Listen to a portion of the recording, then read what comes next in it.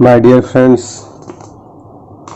and my dear students, मैं Ajay sir, ज्ञान सहायक कोचिंग क्लासेस, गोवर्धन नगर, पांडेसरा, सूरत। अपने मैं YouTube चैनल में आपका तहे दिल से स्वागत करता हूं। मेरे प्यारे दोस्तों, आज जब कक्षा 12 चैप्टर नंबर 2 में शुरू करने जा रहा हूं। चैप्टर नंबर 2 का नाम है रैखिक संबंध, लीनियर कोरिलेशन। इसमें मुख्य रूप से पढ़ना क्या है, आज से क्लास में इंट्रोडक्शन क्लास होगा। है क्या, सबसे पहला प्रश्न ये उठता है, आपका ये चैप्टर है रैखिक संबंध। तो हमारा सबसे पहला प्रश्न ये उठता है मेरे प्यारे बच्चों कि ये पाठ हम पढ़ते क्यों हैं। सबसे पहला प्रश्न यही है कि रैखिक संबंध पाठ पढ़ने की आवश्यकता क्यों है हमको, इसके विषय में समझेंगे। तो आप कक्षा 11 में आप पढ़े होंगे मध्यवर्ती स्थिति मान के विषय में। उसमें अपकिरण के बारे में पढ़े, उच्च सीमा निम्न सीमा के बारे में पढ़े होंगे, विषमता समता के विषय में पढ़े होंगे। उसी का ये आगे का पाठ है। तो कह रहा है जी, इस चैप्टर के अंदर थोड़ा सा हम इंट्रोडक्शन समझ लेते हैं। पहले ये चैप्टर है क्या चीज, इसके विषय में हम समझ लेते हैं। आ रही बात समझ में? तो कुछ आपको पहले चैप्टर ज्यादा समझ में आपको आएगा। इसलिए मैं डायरेक्ट शुरू कर दूंगा तो कुछ पल्ले नहीं पड़ेगा। तो देखिए, रैखिक संबंध का मतलब ही होता है जी किसी दो के बीच में संबंध होना, और रैखिक का मतलब होता है सीधा संबंध होना। जैसे मैं आपकी आयु को मैं ले लेता हूं, ठीक है। आप जैसे जैसे बड़े हो रहे हो, जैसे जैसे आपकी आयु बढ़ रही है, वैसे वैसे आपकी ऊंचाई बढ़ रही है। बढ़ नहीं बढ़ रही है? तो आपकी आयु के बीच में और आपकी ऊंचाई के बीच में एक संबंध बढ़ रहा है। यदि आप पहले 2 साल के थे तो आपकी ऊंचाई 1 फीट की थी। जब आप 5 साल के हो गए तो आपकी ऊंचाई 2 फीट की हो गई। जब आप 8 साल के हो गए तो आपकी ऊंचाई 3 फीट की हो गई। जब आप 10 साल के हो गए तो आपकी ऊंचाई 4 फीट की हो गई। जब आप 15 साल के हो गए तो आपकी ऊंचाई 5 फीट की हो गई। जब आप 20 साल के हो गए तो आपकी ऊंचाई 6 फीट की हो गई। तो क्या हो रहा है कि जैसे जैसे आपकी आयु बढ़ रही है, वैसे वैसे आपकी ऊंचाई बढ़ रही है। इसके भी संबंध हुआ कि नहीं हुआ? आपकी आयु के बीच में और आपकी ऊंचाई के बीच में एक संबंध हुआ। इसी संबंध को हम रेखीय संबंध कहते हैं। अब ये जरूरी नहीं है कि आयु का संबंध जो बन रहा है हमेशा बढ़ते क्रम में, कभी कभी घटते क्रम में ही बनेगा। जैसे बाजार में आप जाते हो, बाजार जाते हो ना, तो किसी भी वस्तु का उसका मूल्य और उसका उत्पादन, यदि वस्तु सस्ती हो जाएगी तो मांग बढ़ जाएगी, यदि वस्तु महंगी हो जाएगी तो उसकी मांग घट जाएगी। आप बाजार गए टमाटर खरीदने के लिए, आपके पास 50 रुपया है कि नहीं? यदि टमाटर 20 रुपये किलो देता है तो आप कितना किलो टमाटर खरीदेंगे? 2.5 किलो टमाटर खरीदेंगे 50 रुपया में, खरीदेंगे। तो 20 रुपया में 2.5 किलो टमाटर हो गया। लेकिन वही टमाटर 50 रुपये किलो हो जाए तो क्या होगा? 50 रुपया में 1 किलो टमाटर होगा। तो दाम मूल्य के बीच में और टमाटर के केजी के बीच में संबंध हुआ कि नहीं हुआ? 50 रुपया में 2.5 किलो टमाटर, ठीक है। और एक बार हुआ 50 रुपया में 1 किलो टमाटर, यानी वस्तु सस्ती हुई तो आपको ज्यादा सामग्री मिला, और यदि वस्तु महंगी हुई तो सामग्री कम मिला। इनके बीच संबंध स्थापित हुआ कि नहीं हुआ? इसको बोलेंगे रैखिक सहसंबंध बोलेंगे, ठीक है। या आप कह सकते हैं कि वर्षा और धान की फसल है ना, धान की फसल मतलब चावल की फसल। चावल की फसल में क्या होता है देखते हैं आप, यदि वर्षा ऋतु का मौसम खूब वर्षा हुआ तो चावल की फसल बहुत अच्छी होती है।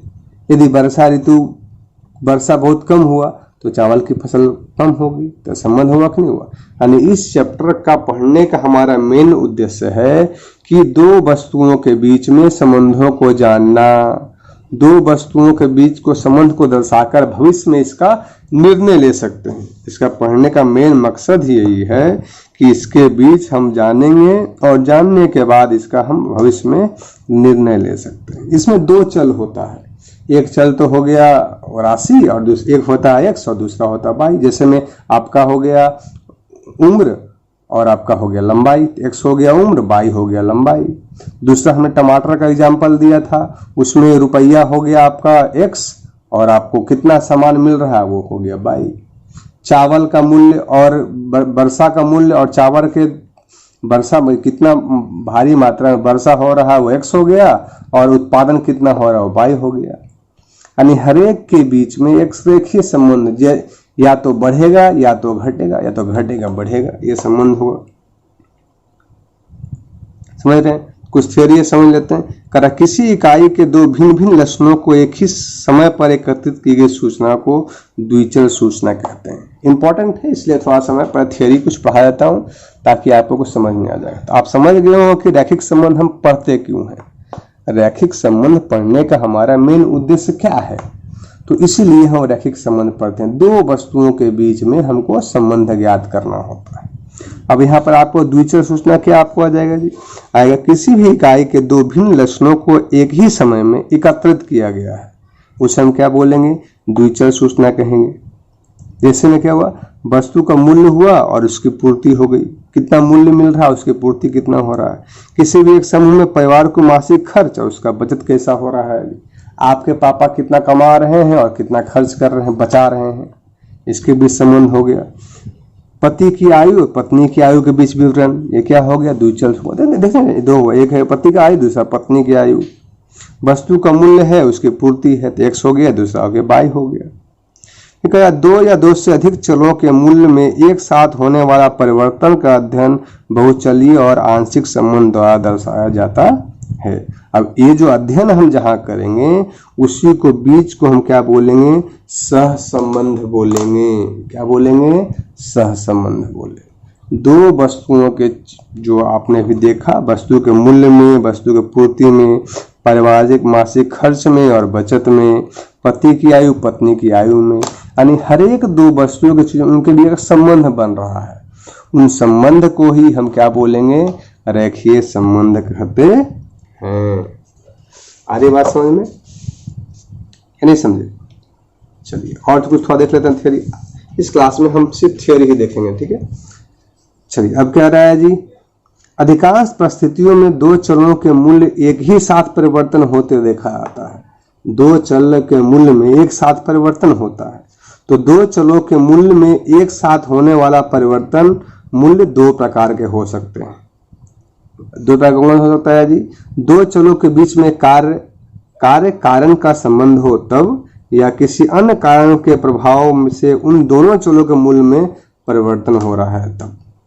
इसके माध्यम से हम समझें। कुछ एग्जाम्पल जो हमने दिए उसको था बुक में एग्जाम्पल है। किसी विस्तार में वार्षिक वर्षा और चावल की उपज में उदाहरण में अधिकांश रूप से वर्षा हो गया है। मैंने पहले आपको बताया जी, वर्षा हो रहा है, अगर वर्षा अच्छी होगी तो चावल की उपज कम होगी, ज्यादा होगी, और वर्षा कम होगी तो चावल की उपज ज्यादा होगी। सॉरी मैं गलत बोल गया, वर्षा अगर अच्छा होगा तो चावल का उत्पादन भी अच्छा होगा, क्योंकि बारिश पे ही चावल की जो खेती होती है वो बारिश पे ही डिपेंडेंट होती है जी। और यदि बारिश कम होगा तो चावल का उत्पादन भी क्या होगा जी, कम होगा जी, यानी पैदावार अच्छा होगा, पैदावार खराब होगा जी। अगर बारिश कम तो पैदावार खराब, अगर बारिश ज्यादा तो पैदावार अच्छा। यदि वर्षा कम होती है पैदावार भी कम होती है जी। यहाँ वर्षा कारण है जबकि चावल पैदावार कार्य है जी। एक कारण होता है और दूसरा क्या है आपको, कार्य है जी। इसी प्रकार व्यक्ति की आय समान रहती है तब उसका खर्च बढ़ने से बचत घटती है जी, और खर्च घटने से क्या होती है जी, बचत। अब मान लीजिए आपके पिताजी 10,000 रुपये का महीना कमा रहे हैं, एक कांस्टेंट राशि में हर महीने 10,000 कमा रहे हैं।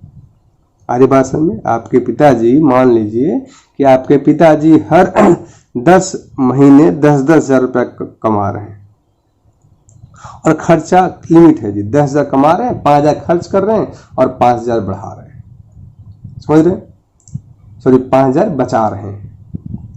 तो 10,000 कमा, लिमिट है 12 महीने में 10,000 रुपये का महीना क्या कर रहे हैं वो कमा रहे हैं, और हर एक महीने आपका खर्चा भी है, चावल दाल गेहूं जो भी आप खाते हो पीते हो, जो भी खर्च करते हो, उसको करने में कितना खर्चा हो रहा है जी? 5,000 खर्च हो रहा है, तो 5,000 बच रहा है। अगर ये खर्चा को आप बढ़ा दो, अब महीने में 7,000 रुपया खर्च करना शुरू कर दो, अभी जीन्स खरीद लो, टॉप खरीद लो, कुछ भी खरीद लो आप, है ना, बाजार में रोज पानी पूरी खाओ, कुछ भी करो आप, तो खर्चा बढ़ गया। तो खर्चा बढ़ेगा तो क्या होगा जी? आपका पापा का बचत भी घट जाएगा। पूरे 12 मास आपको 10,000 रुपया का महीना कमा रहे हैं और हर एक महीना 5-5 हजार रुपया खर्चा है एक लिमिटेड में, तो 5,000 रुपया आपका बचत होगा।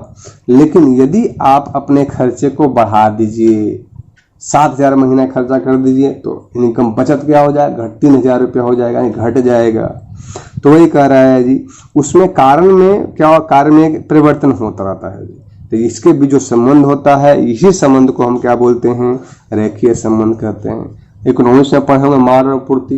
यदि मांग बढ़ती है तो पूर्ति घटती है। किसी वस्तु का बाजार मांग में बहुत बढ़ गया तो दाम अपने आप बढ़ जाएगा और पूर्ति घट जाएगी। तो वही कह रहा है जी, जैसे मांग पूर्ति में यदि मांग बढ़ता है तो पूर्ति बढ़ने की आवश्यकता पड़ती है, ये हमें संभावना है। जब पूर्ति बढ़े तब मूल्य घटना, जब अब पूर्ति बढ़ जाता है, ढेर सारा बाजार में सामान आ गया, अब टमाटर बिक रहा है बाजार में 10 रुपये किलो और ऐसे 100 लाए ले आए, तो क्या हो जाएगा जी? टमाटर 5 रुपये किलो अपने आप हो गए। यानी पूर्ति बहुत ज्यादा होगा बाजार में किसी चीज का, पूर्ति मतलब ज्यादा उत्पादन होना, तो क्या होगा जी? वस्तु का ऑटोमेटिक दाम घट जाएगा। अगर कहीं जाओ आप खरीदने के लिए, एक ठेले पर टमाटर है वो 10 रुपये केजी बिक रहा है, या चलो मान लो 50 रुपये केजी बिक रहा है, और टमाटर वाला 10 ठेला वाला वहां पर है, तो आप बार्गेनिंग करोगे, भाई साहब हमको टमाटर कम भाव में दो, तो निश्चित तौर पर उसका दाम घट जाएगा जी। तो यदि पूर्ति बढ़ता है तो मूल्य घटता है। तो इसमें बीच जो संबंध होता है जी, उससे हम क्या करते हैं? रैखिक सहसंबंध के नाम से जानते हैं। अभी संबंध यहाँ आता है जी, रैखिक संबंध 2 तरह के होते हैं। कितने तरह होते हैं? 2 तरह के। एक होता है धन संबंध और दूसरा होता है ऋण संबंध। रैखिक जो संबंध आता है ये 2 तरह का होता है। क्या होता है? धन संबंध और दूसरा ऋण संबंध। इन सभी को जितना मैंने अंडरलाइन किया उसको आप कॉपी में लिख लीजिएगा, उसको पढ़िएगा।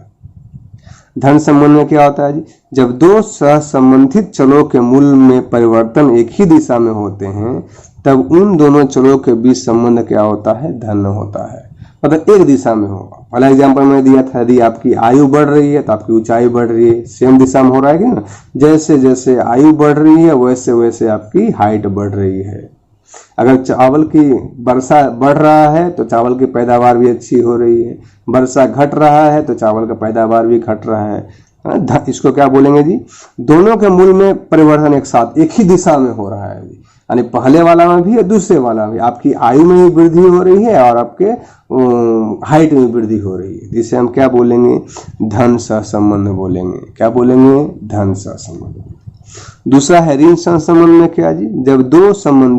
जब दो संबंधित चलों के मूल्य में होने वाला परिवर्तन एक दूसरे के विरुद्ध होता है जी, तो उन चलों को हम ऋण सहसंबंध के नाम से हम जानते हैं। जब वस्तु का मूल्य मांग, व्यक्ति खर्च बचत, और खर्चा बढ़ेगा तो अपने आप बचत घट जाएगा। देखो उल्टा हो रहा है कि नहीं हो रहा है? मूल्य और मांग, मूल्य बढ़ेगा तो ऑटोमेटिक मांग घट जाएगा।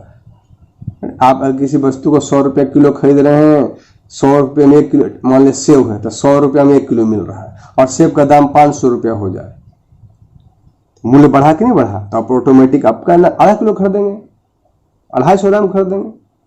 समझ रहे हैं ना? पूर्ति और मांग, मूल्य और मांग में क्या संबंध हो रहा है? मूल्य अगर बढ़ रहा है तो मांग घट रहा है। अगर कोई भी इस बाजार में सेव लारी पे 100 रुपये किलो मिल रहा है और यही 100 रुपये किलो मिल रहा है, आप 1 किलो सेव खरीदते हो, ठीक है, मूल्य को बढ़ा दो, 500 रुपये किलो कर दो लारी पर सेव, तो मांग अपने आप क्या आपका 1 किलो खरीदेंगे? पैसा ही नहीं आपके पास, कहाँ खरीदेंगे? कम पैसा होगा, और होगा तो खरीद लेंगे, लेकिन नहीं, मांग अपने आप, तो क्या खरीदे? 500 रुपया में आप 250 ग्राम सेव खरीदेंगे, तो मूल्य बढ़ा तो मांग घटा कि नहीं घटा? देखिए उल्टा विपरीत हुआ कि नहीं हुआ? फिर व्यक्ति का खर्च है, पापा कमा रहे हैं जी, महीने में 7,000 खर्च हो गया तो बचत घट जाएगा। खर्चा बढ़ेगा तो बचत घटेगा जी। ठंडे दिन में मूल का न्यूनतम तापमान था, गर्म कपड़ों की बिक्री। अगर तापमान कम होगा तो स्वेटर खरीदेंगे, तापमान अभी गर्मी के दिन है तो क्या आप कभी स्वेटर खरीदेंगे? कभी स्वेटर नहीं खरीदेंगे आप। और ये ठंडा का मौसम आ जाए तो ये गर्मी के दिन है तो स्वेटर का मूल्य घटा रहेगा, और ये ठंडी आएगा तो बढ़ जाएगा। ठीक है, इसी तरह वस्तु में क्या हो रहा है जी, दोनों चलों में परिवर्तन एक दूसरे के विरुद्ध हो रहा है जी, पहले के समान नहीं, ये विरुद्ध हो रहा है। तो जब विरुद्ध होता है तो किसको क्या बोलते हैं जी, ऋण सहसंबंध बोलते हैं। क्या बोलते हैं? ऋण सहसंबंध बोलते हैं। उम्मीद करता हूं क्लियर हो गया होगा आपको। फिर है भाई सहसंबंध गुणांक। दो चलों के बीच में रैखिक सहसंबंध की घनिष्ठता के माप को हम क्या बोलते हैं? सहसंबंध कहते हैं। अब दोनों के बीच एक रिलेशन बन रहा है ना, कोई भी दो वस्तु x और y है उसके बीच संबंध बन रहा है, उसे क्या बोलेंगे? सहसंबंध। ये संकेत में हम r द्वारा दर्शाते हैं, सहसंबंध को हम स्मॉल r से दर्शाते हैं। किससे दर्शाते हैं? स्मॉल r से। सहसंबंध को दो सहसंबंधित चलों के बीच रैखिक सहसंबंध घनिष्ठता मात्रा प्रस्तुत करने वाले संख्यात्मक माप हैं जी। इसको सबसे पहले कार्ल पियर्सन ने बताया था। किसने बताया था? कार्ल पियर्सन ने बताया था। सहसंबंध ज्ञात करने की तीन विधियां हैं। कितनी विधियां? तीन। पहला है विकर्ण आकृति विधि, दूसरा है कार्ल पियर्सन की गुणन आघूर्ण विधि, और तीसरा है स्पीयरमैन के क्रमांक सहसंबंध की विधि। तो तीन विधि कौन विधि? विकर्ण आकृति की विधि, दूसरा कार्ल पियर्सन की गुणन आघूर्ण की विधि, स्पीयरमैन के क्रमांक सहसंबंध की विधि। ठीक है, इस चैप्टर से कुल मिला आपको 12 नंबर के सवाल आएंगे। कितने नंबर के? 12 नंबर के सवाल आएंगे। इसमें विकर्ण आकृति विधि हम बाद में देखेंगे, इजी है, कुछ कठिन नहीं है, लेकिन पहले हम देखेंगे कार्ल पियर्सन और स्पीयरमैन की विधि देखेंगे। ठीक है, इतना थ्योरी आपको समझ में आया होगा। अब देखते हैं कुछ सूत्र देख लेते हैं हम, इस चैप्टर का सूत्र जरूरी है। देखिए कार्ल पियर्सन गुणन आघूर्ण विधि क्या बोलता है? अगर आर को सहसंबंध निकालना है, वो x/1 x2/2 दिया गया x/n के बीच में, तो चल x और y के बीच सहसंबंध r को r से इसको ऐसे r x/y भी लिखते हैं। सहसंबंध को x और y के बीच सहसंबंधांक हो गया। सहसंबंध बोलो या सहसंबंधांक बोलो, एक ही चीज है। तो x और y के बीच सहसंबंधांक को rx, y कहते हैं, उसको हम r से द्वारा दर्शाते हैं। तो r बराबर कॉव, इसको बोलते हैं सहसंबंध। क्या बोलते हैं? सहसंबंध या सहविचरण भी कह सकते हैं आप। तो सहविचरण कह दीजिए, सहविचरण x कॉव x, y बटे sx इंटू sy। s क्या है जी? s क्या है? s का प्रमाप विचलन, और y क्या है? sy क्या है? y का प्रमाप विचलन। इसको हिंदी में सहविचरण xy, x का प्रमाप विचलन, y का प्रमाप विचलन। ये क्या होता है? s क्या होता है जी? sx क्या होता है? प्रमाप विचलन।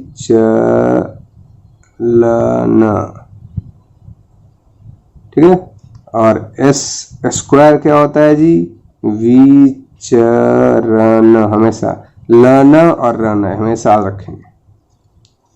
ठीक है, अब सहविचरण xy, इसको हम कॉव है, कॉव को क्या बोलते हैं? सहविचरण कहते हैं। क्या बोलते हैं? सहविचरण कहते हैं। तो सहविचरण x, y, तो कॉव x, y बराबर sigma xi minus x bar into yi minus y bar बटे n होता है। x का प्रमाप विचलन का सूत्र होता है sx बराबर root under sigma x into xi minus x bar का स्क्वायर बटे n। y का प्रमाप विचलन बराबर विचलन, याद रखिएगा, स्क्वायर अगर इसे कर दूं तो विचरण हो जाएगा। ये sy बराबर root under x sigma x y i minus y bar का स्क्वायर बटे n।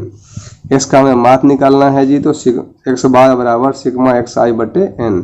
y का मात निकालना, y बार सिग्मा y बटे n। अब यहाँ कुछ सूत्र है, कुछ सूत्र को हम समझेंगे जी। सहसंबंध r के लिए सूत्र xi की गणना करते हैं जी। देखिए कॉव x, y sx x y दिया गया है, तो r ज्ञात करने का सूत्र होता है sigma x minus x bar into y minus y bar बटे root under sigma x minus x bar का square into sigma root under sigma y minus y bar का स्क्वायर। जब x बार दोनों मान x बार y बार पूर्णांक में हो तो r को उपयोग सुनिश्चित करते हैं जी। कॉव x, y यानी सह विचरण x, y एस एक्स और एस वाई का सूत्र क्या होता है cos x, y, इसको क्या बोलेंगे जी x y का सहविचरण, क्या बोलेंगे x y का सहविचरण या cos x, y बराबर sigma x y minus n x बार y बार बटे n, एस एक्स बराबर रूट अंडर सिग्मा x का स्क्वायर बटे n माइनस x बार का स्क्वायर। कुछ सूत्र और होता है उसको भी देख लीजिए जरा।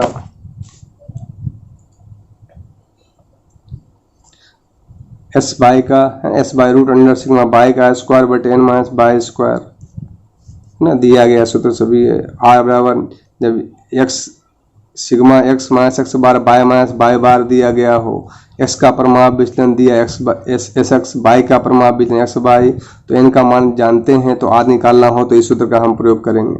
आगे आएगा भी अगर सिग्मा एक्स बाई दिया गया हो, एक्स बार बाई बार दिया गया हो, एक्स का और बाई का प्रमाप विचलन दिया गया हो, एन का मान दिया गया हो तो आर का सूत्र ज्ञात करने का सूत्र करें सिग्मा एक्स बाई बटे n x bar y bar n into s x into s y का यूज करेंगे। यदि एक्स सिग्मा एक्स है, सिग्मा बाई है, सिग्मा एक्स बाई है, एक्स स्क्वायर है, बाई स्क्वायर है, एन का मान दिया गया हो तो हम इस सूत्र का प्रयोग करेंगे।